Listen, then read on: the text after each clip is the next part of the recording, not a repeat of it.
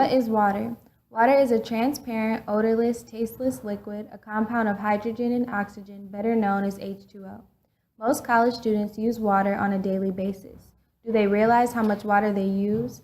As upcoming freshmen, we had the task of creating a calculator that measures our daily water consumption. These calculations represent the water usage of an average college student. Our calculator is accessible and efficient enough for the average college student. All of the subjects that we recorded are direct and indirect ways college students use water. Some challenges that we encountered were timing our usage of each of the subjects correctly as well as marking down when we used some of the appliances. Another challenge was recording how many miles we drove throughout the experiment along with what we used as our base for gas mileage. To start calculating your water footprint, take out your phone. Go to your stopwatch. Press start. Begin using the water. Press stop.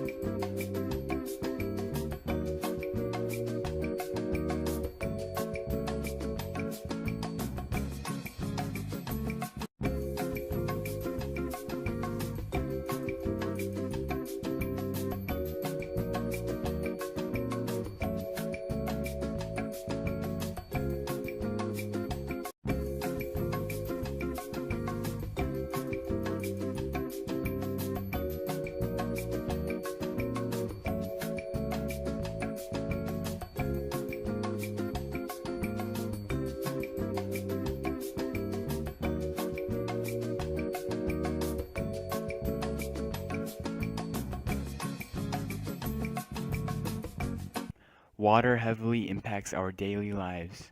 From the food we eat to the cars we drive, without water, no one would be able to go about their daily lives. Jolani had the highest amount of water usage, followed by Jada and then by Xavier, and finally Ali. One trend that we discovered was that water usage increased over the weekend. Another trend was that the one on-campus student within the group had the lowest amount of water usage, something that we didn't see was a trend based on gender. Our calculator is simple enough for any college student to use. Students can access a stopwatch right from their phones, allowing them to conveniently calculate their water footprint.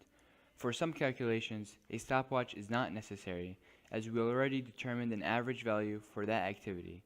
For example, one toilet flush equals 1.6 gallons, so timing that activity isn't necessary. Our weaknesses are that our calculator does not include every instant of water usage. For example, we did not calculate the water footprint of electricity use. It is difficult to find an accurate conversion between kilowatts hour and gallons of water. It is also difficult to calculate the water footprint of food because it is difficult to track all the food a person consumes and even more difficult to determine the water footprint of producing that food. We had one female and one on-campus student in our group, so their water footprints may differ along those distinctions.